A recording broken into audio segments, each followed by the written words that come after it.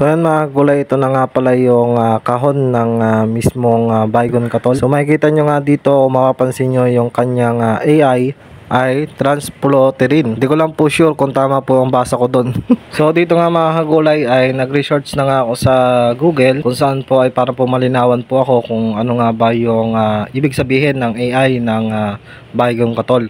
So makikita nyo nga dito mga kagulay, recorded nga daw sa kanila ay magaling nga daw po ito sa mga flies at mosquito. At idagdag pa nga dito yung grubs at ticks. At yun nga mga kagulay, hinanap ko rin po yung grubs and ticks kung ano nga ba itsura nitong mga to.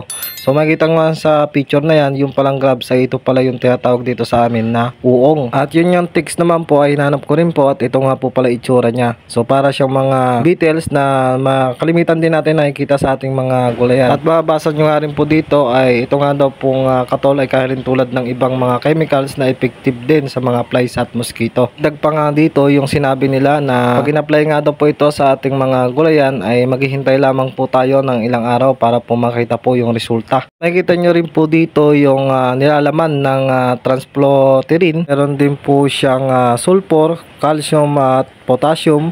At syempre yung magnesium na nakikita natin sa mga ibang lason. Kaya sa ngayon masasabi kong okay nga din po siyang gamitin sa ating mga gulayan dahil halos kumokontrol din pala siya ng mga flies at ng karaniwan mga lumilipad sa ating mga gulayan. So wala naman pong mawawala sa mga gusto pong mag-try at sa mga gusto pong malaman kung paano po timplahin. Tapusin nyo lang po itong video na to para po malaman po at para may apply na agad natin sa ating mga gulayan at maagapan yung mga flies na nakikita natin sa ating mga gulayan.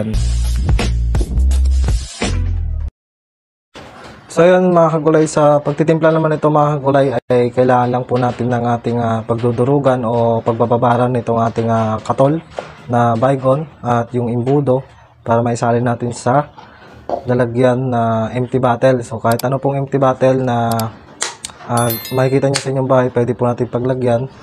Tapos planggana na yung aking ginamit. So gagawin po dito mga kagulay ay dudurugin po muna ng mga katol na ibababad muna dito sa tubig.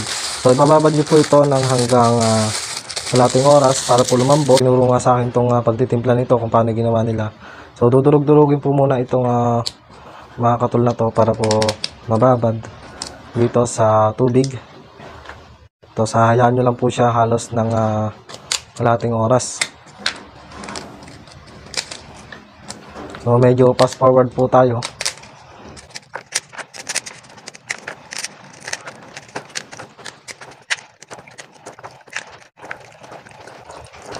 Kasi ito mga kagulay, matapos yung madurog to, medyo durug-durugin nyo habang nasa tubig dahil ayan nga, makikita nyo medyo lumalambot na siya at kumukulay na siya sa tubig.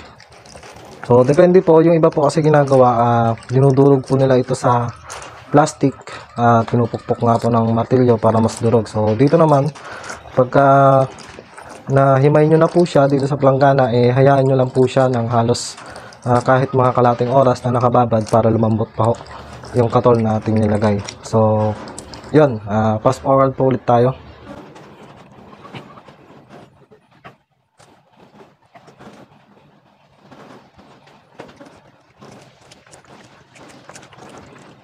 One extremely annoying shift later. Tapos yun nga mga kagulay, matapos nga maibabad ng halos kalating oras, tsaka nyo po lamasin ulit o durugin sa inyong mga kamay dahil ito nga medyo malambot na.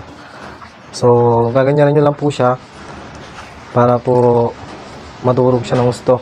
So medyo malambot na siya mga kagulay na halos kumukulay na siya sa tubig din. So ganito lang po ang pagpiprepare po nitong Baygon Katol po na to.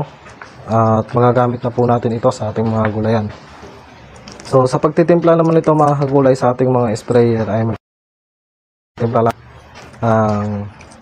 60 ml sa inyong rechargeable na sprayer na 16 liters. Yan, matapos nga po maidurog at sa tingin nyo ay napino na yung iba, kukuha po kayo dito ng pangsala.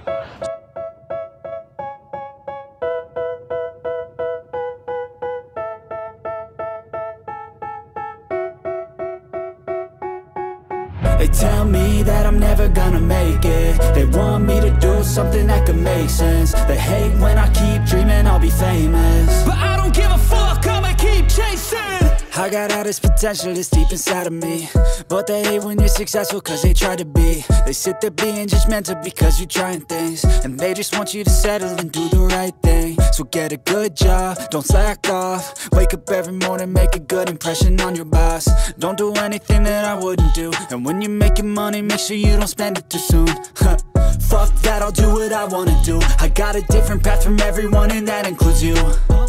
Who are you to tell me how to live life? In these times it feels like nobody's right, yeah. So I'ma figure out what else we succeed, and then invest all of my time into that and proceed.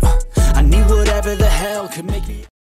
So yan mga gulay, ito na po yung ating katol na nilusaw. So ito naman pong natira, pwede nyo po ulit itong babaran. So makikita nyo, ayun po yung pinong katol.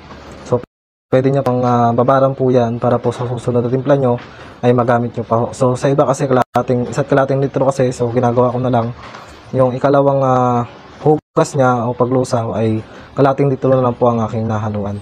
So sana po makatulong po ito at masubukan nyo po itong Baygon Katol Repellent. So sana sa mga garden natin, ayan, kahit sa anong gulay pwede po natin ito i-apply.